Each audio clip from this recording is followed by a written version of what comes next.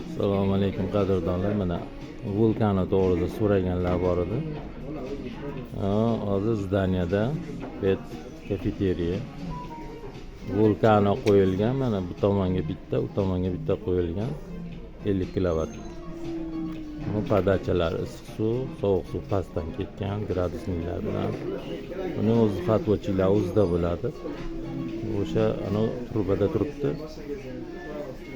Baqa bursa bo'ladi buni.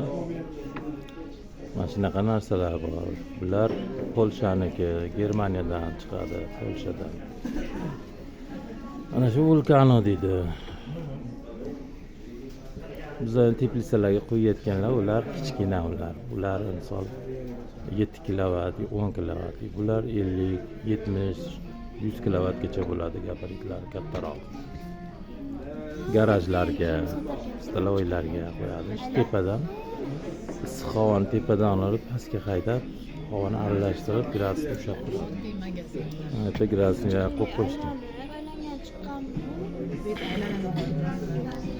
Yuvmaydigan joy. Bu yerda biz oilaviy o'tirdik.